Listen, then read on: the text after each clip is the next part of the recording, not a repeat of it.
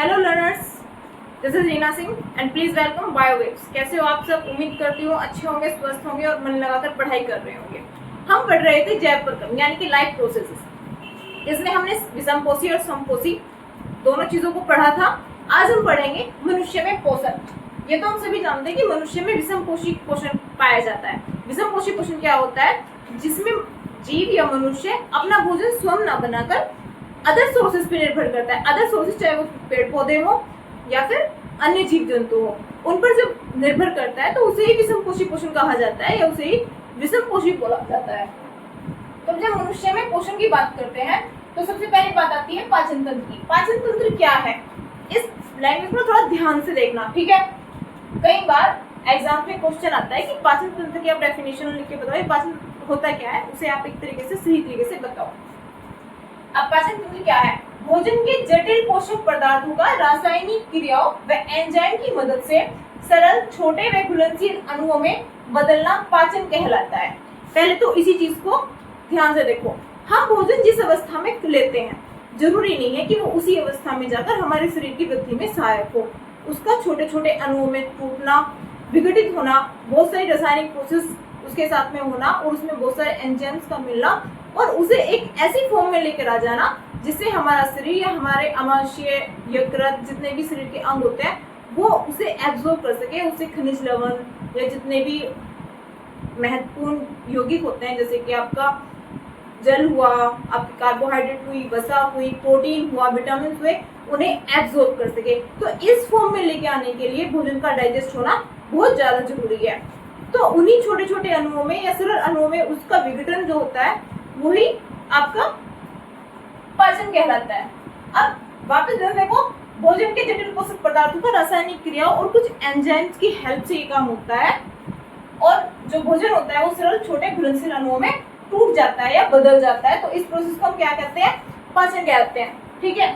अब जो इस कार्य को करने वाला तंत्र है यानी कि भोजन को पचाने में जितने भी अंग महत्वपूर्ण होते हैं, जितनी भी प्रोसेस से होकर गुजरता है, वो सब एक सिस्टम जो करता है उसे हम क्या कहते हैं? पाचन तंत्र, ठीक है? पाचन क्या होता है समझ में आया? और इस कार्य को जो करने के लिए जिस तंत्र की आवश्यकता होती है उसे हम मिलाकर क्या कहते हैं? पाचन तंत्र। अब जब पाचन तंत्र की बात करते हैं तो इसे 5 मुख्य भागों में बांटा गया है। सबसे पहले आपके पाचन अंग हो गए, सेकंड आपका हो गया पाचन क्रिया, थर्ड आपका हो गया अवशोषण, फोर्थ आपका हो गया स्वांगीकरण एंड लास्ट वन आपका हो गया बहिक्षेपण। आप इसे उत्सर्जन भी बोल सकते हो, यानी कि भोजन को आपके शरीर के योग्य बनाने के लिए या उससे जो आपके यौगिक है उन्हें एब्जॉर्ब करने के लिए जितनी प्रोसेस होती है वो कुल मिलाकर पाचन अंग, पाचन क्रिया, अवशोषण, स्वांगीकरण और बहिक्षेपण में सिमट जाती है। अब जब हम थोड़ा सा डीपली पाचन तंत्र को पढ़ते हैं तो पाचन तंत्र 2 मुख्य भागों में डिवाइड किया गया है। नंबर 1 पाचन अंग एंड सेकंड वन इज पाचन ग्रंथियां। जब हम पाचन अंगों को थोड़ा सा डीपली पढ़ते हैं तो उसमें सबसे पहले आता है मुख गुहा। मुख गुहा यानी कि आपके जो मुंह के अंदर का हिस्सा होता है वो आपकी मुख गुहा के अंदर आता है। उसके अंदर आपके दांत आते हैं, आपकी लाल ग्रंथियां आती हैं, ठीक है? इतना समझ में आया? अब जब हम दांत की बात करते हैं तो मनुष्य में 4 तरीके के दांत पाए जाते हैं, ठीक है? नंबर 1 कृंतक, सेकंड रत्नक, थर्ड अग्रचवर्णक एंड फोर्थ चवर्णक। कृंतक का क्या काम होता है? ये भोजन को काटने का काम करता है। ये कुछ चीजें ऐसी होती हैं जो काटनी जरूरी होती है भोजन के अंदर, तो जो भोजन को काटने का कार्य करता है वो कृंतक करता है, ठीक है? रत्नक का मेन काम क्या होता है? ये चीरने फाड़ने का काम करता है। क्या काम करता है? चीरने फाड़ने का। मांसाहारी जो जीव होते हैं उनमें रत्नक बहुत अच्छे से विकसित होते हैं या बहुत वेल डेवलप, आप से बोल सकते हैं वेल डेवलप होते हैं। तो चाहे वो बाघ हो, चाहे शेर हो, चाहे आपका चीता हो, जितने भी आपके मांसाहारी जो जीव होते हैं उनमें रत्नक बहुत अच्छे से डेवलप होते हैं ताकि वो अपने शिकार को अच्छे से चीर फाड़ सके, ठीक है? नेक्स्ट फिर आपका आता है अग्रचवर्णक और चवर्णक। ये दोनों ही आपके भोजन को अच्छे से चबाने के काम में आते हैं, ठीक है? यहाँ पर समझ में आया कि इतने मेरा भोजन अच्छे से चब जाता है किसकी हेल्प से? दांतों की हेल्प से, सॉरी कहीं, ठीक है? तो ये 4 टाइप के दांत मनुष्य में पाए जाते हैं। कई बार क्वेश्चन आता है आपको कि जो मनुष्य, एक वयस्क मनुष्य का दंत सूत्र क्या होता है? तो अगर आपसे ये दंत सूत्र पूछा जाए तो मनुष्य में ये दंत सूत्र पाया जाता है, ठीक है? कुल मिलाकर मनुष्य में 32 टीथ पाए जाते हैं। एक अगर स्वस्थ मनुष्य की हम बात करें, ठीक है, ये मनुष्य का दंत सूत्र हो गया। अब भोजन यहाँ पर चब गया अच्छे से, भोजन थोड़ा आगे बढ़ता है। जब हम भोजन को चबाते हैं तो हमारे जो मुख से होता है, ये जीवा के पास से होता है, जीभ के पास से होता है, वहां से लार निकलती है। क्यों? क्योंकि वहां पर लार ग्रंथियां मौजूद होती है। लार जब निकलती है तो लार में टाइलिन करके एक एंजाइम रहता है, ठीक है। कौन सा एंजाइम रहता है? टाइलिन, जिसकी नेचर क्या होती है? अम्लीय या एसिडिक, जो भोजन के माध्यम को अम्लीय बना देती है। ध्यान रखना, कई बार क्वेश्चन आ जाता है आपके कॉम्पिटिटिव एग्जाम से पूछा जा सकता है कि जो लार का जो नेचर होता है, ये जो लार किस नेचर की होती है? तो अम्लीय नेचर की होती है। वो क्यों होती है? ये भोजन को अम्लीय माध्यम बनाती है, ये भोजन का जो माध्यम होती है उसे अम्लीय करती है। लार ग्रंथि से वापस आगे बढ़ते हैं, भोजन पहुंचता है ग्रसनी, ठीक है। ग्रसनी और ग्रासनली की जब हम बात करते हैं तो ग्रसनी कोई इसमें कोई एंजाइम ग्रंथि मौजूद नहीं होती कि हम ऐसा बोले इसमें एंजाइम्स होते हैं, नहीं, इसमें कोई एंजाइम ग्रंथि नहीं होती। ये सिर्फ एक नली के आकार की संरचना होती है, हमसे बाद में डायग्राम की हेल्प से समझेंगे। ग्रसनी सिर्फ एक नली के आकार की संरचना होती है, जिसका मुख्य कार्य क्या होता है? भोजन को मुख गुहा से ग्रास नली या फिर अमाशय तक पहुंचाना, ठीक है। नेक्स्ट फिर भोजन पहुंचता है ग्रास नली। ग्रसनी से भोजन कहाँ पहुंचा? ग्रास नली में। ग्रास नली में यानी कि आपके ओसोफेगस में कुछ ऐसी ग्रंथियां होती है जिसमें आप श्लेष्मा ग्रंथियां कहती है, उनसे क्या निकलता है? म्यूकस। म्यूकस का मेन काम क्या होता है? वो भोजन को लसलसा, चिपचिपा या रसदार से बनाती है, ताकि भोजन आसानी से आहनल से होता हुआ या आपकी मुख गुहा से होता हुआ, ग्रास नली से होता हुआ अमाशय तक पहुंच जाए, ठीक है। भोजन यहाँ से सीधा पहुंचता है। इसमें वापस ध्यान रखो, ग्रास नली में कोई एंजाइम ग्रंथियां नहीं पाई जाती। भोजन आपका कहाँ पहुंचता है? आमाशय में। आमाशय भोजन का अस्थायी भंडार होता है, यानी कि भोजन का जो पाचन अच्छे से होना शुरू होता है। भोजन का पाचन होना शुरू मुख गुहा से ही हो जाता है, लेकिन अगर हम बात करें भोजन का पाचन अच्छे से कहाँ होता है, तो वो थोड़ा अच्छे से आमाशय में जाकर यानी कि आपके पेट में जाकर शुरू होता है। अब सबसे पहली बात, भोजन का अस्थायी भंडार है। दूसरी बात, वहां 3 से 4 घंटे भोजन रहता है। और अमाशय में क्या होता है? जठर रस। क्या होता है अमाशय में? जठर रस, ठीक है। अब इस जठर रस में हमें 3 तरीके की चीजें पढ़ने को मिलेंगी। जठर रस में कौन सी 3 चीजें होती हैं? नंबर 1 आपका HCl, नंबर 2 पेप्सिन, ठीक है, और नंबर 3 आपका रेनिन। ध्यान से देखना, अगर आपसे पूछा जाए जठर रस में कौन से 3 एंजाइम्स पाए जाते हैं, कौन सी 3 चीजें पाई जाती है, या फिर अमाशय में जठर रस पाया जाता है, जठर रस कहाँ पाया जाता है, क्वेश्चन घुमा फिरा कर कहीं से भी पूछा जा सकता है, लेकिन आपको बस ध्यान से पढ़ना है और आपको आंसर करना है, ठीक है। अब जब जठर रस की बात करते हैं, जठर रस में 3 चीजें होती है, HCl, पेप्सिन और रेनिन। HCl के आपका अम्ल। HCl क्या होता है? एक अम्ली तो होता है, एक एसिड हम जिसे बोलते हैं वही तो होता है। इसका मेन काम क्या होता है? अब यहाँ थोड़े से इसके मेन फंक्शन पढ़ लेते हैं। HCl का मेन काम क्या होता है? कई बार क्वेश्चन से पूछा जाता है, माध्यमिक शिक्षा बोर्ड में पूछा गया है कि अम्ल का जो भोजन के पाचन में अम्ल का मुख्य कार्य क्या है? तो भोजन को मुख्य रूप से जो पचाने का काम करता है ना, वो अम्ली करता है। सेकेंड, जो भोजन के अंदर रोगाणु यानी कि जो थोड़े से बैक्टीरिया वगैरह मौजूद होते हैं, कई बार हम हाइजेनिक या अनहाइजेनिक जो भी होता है उस फॉर्म में हम भोजन लेते हैं, हमें नहीं पता कि भोजन के अंदर कितने बैक्टीरियाज हैं, कितने उसमें रोगाणु हैं, तो उन्हें जो मारने का काम करता है वो ये HCl ही करता है। तो अगर आपसे पूछा जाए भोजन के पाचन में HCl का मेन फंक्शन क्या है, तो 2, भोजन को पचाने का काम करता है या भोजन को अच्छे से तोड़ने का काम करता है, और सेकंड, भोजन के अंदर उपस्थित रोगाणु या बैक्टीरिया को खत्म करने का काम कौन करता है? HCl। नेक्स्ट आपका आता है पेप्सिन। पेप्सिन किस लिए हेल्पफुल होता है? ये आपके प्रोटीन के पाचन में हेल्पफुल होता है। किसका पाचन करता है? प्रोटीन का, ठीक है। फिर नेक्स्ट आपका आता है रेनिन, ये आपके दूध और दूध से बनी हुई चीजों का पाचन करता है। भाई HCl भोजन को पचाएगा, पेप्सिन प्रोटीन, जो भोजन के अंदर प्रोटीन मौजूद होती है, जैसे कि दाल के अंदर प्रोटीन मौजूद होती है, उस प्रोटीन को जो पचाने का काम करता है वो कौन करता है? पेप्सिन। नेक्स्ट फिर आपका आता है रेनिन। रेनिन दूध और दूध से बनी हुई चीजों का जो पाचन होता है ना, वो कौन करता है? रेनिन। उसमें जो हेल्प करता है वो कौन करता है? रेनिन। जो एंजाइम होता है वो आपको दूध को पचाने में हेल्प करता है, ठीक है।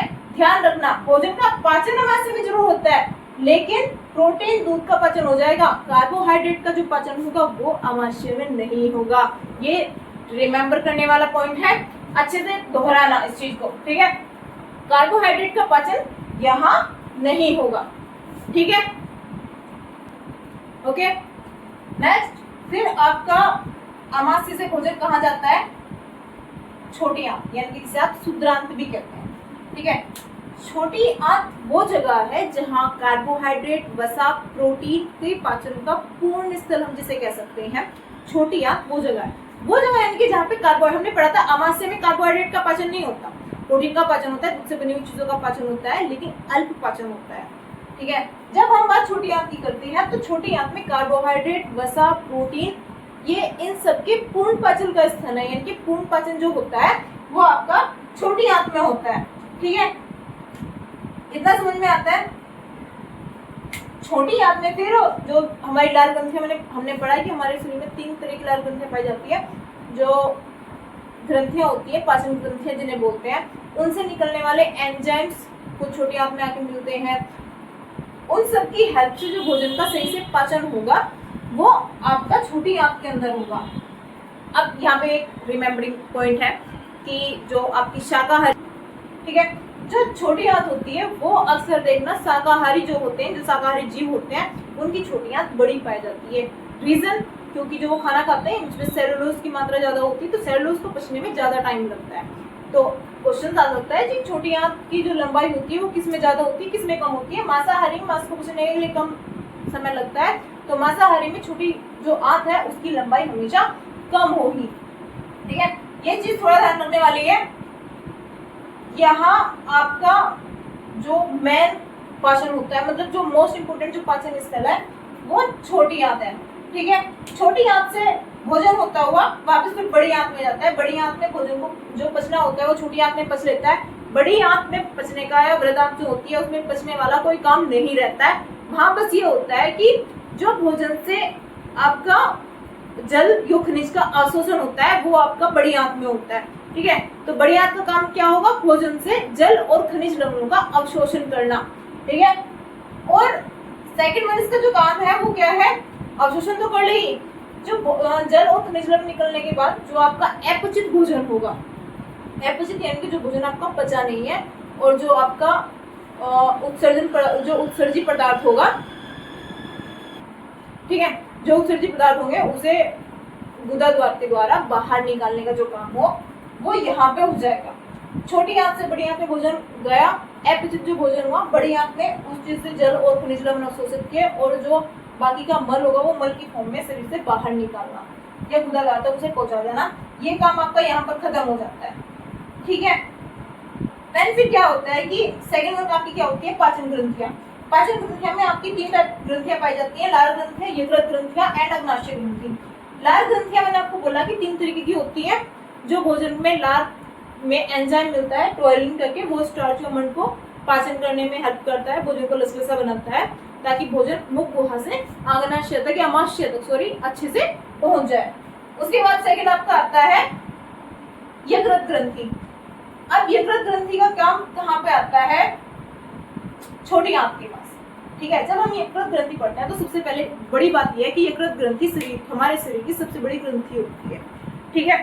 सबसे बड़ी ग्रंथि होने के साथ में इसका खुद का कोई एंजाइम नहीं होता कि ये खुद से कोई एंजाइम स्रावित करती है, नहीं, ये इसमें काम नहीं है। जब हम यकृत ग्रंथि के बारे में पढ़ते हैं तो 2 चीजों का ध्यान रखना, यकृत ग्रंथि खुद का कोई एंजाइम नहीं बनाती, सबसे बड़ी शरीर की ग्रंथि होती है। एंड तीसरा कि यकृत ग्रंथि में पित्तरस का निर्माण होता है, ठीक है। किसका निर्माण होता है? पित्तरस का।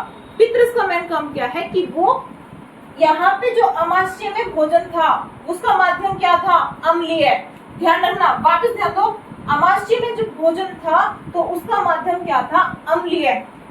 यकृत ग्रंथि जब पित्तरस का निर्माण करती है तो उस पित्तरस का मेन काम होता है इस माध्यम को क्षारीय बनाना, क्योंकि जब ये माध्यम क्षारीय होगा तो अग्नाशय से जो रस स्रावित होंगे, आपके अग्नाशय ग्रंथि हमने पढ़ा, अग्नाशय ग्रंथि से जो रस स्रावित होंगे, जो एंजाइम स्रावित होंगे, उन्हें काम करने में इजी होगा, उन्हें काम करने में आसानी होगा। समझ में आया? पित्तरस का निर्माण करती है, शरीर की सबसे बड़ी ग्रंथि है, मेन काम क्या होता है? उस माध्यम को क्षारीय बनाना। जो भोजन का माध्यम था लार से हम पढ़ते आ रहे थे, मुखवा से पढ़ा था, लार ट्राइलिन पढ़ा था, अम्लीय पढ़ते आ रहे थे, अमाशय तक आता है अम्लीय ही रहता है। लेकिन जब बात छोटी आंत में भोजन के जाने की होती है तो वहां भोजन का माध्यम क्षारीय हो जाता है। वो क्षारीय क्यों होता है? क्योंकि अग्नाशय ग्रंथि से जो एंजाइम स्रावित होंगे उन्हें काम करने के लिए इजी होगा, उन्हें काम करने में हेल्प मिलेगी। ठीक है, ये 3 ग्रंथि आपकी लार ग्रंथि, सॉरी ये जो 3 मेन फंक्शन होते हैं आपकी ग्रंथि हो गए। नेक्स्ट फिर आपकी आती है अग्नाशय ग्रंथि।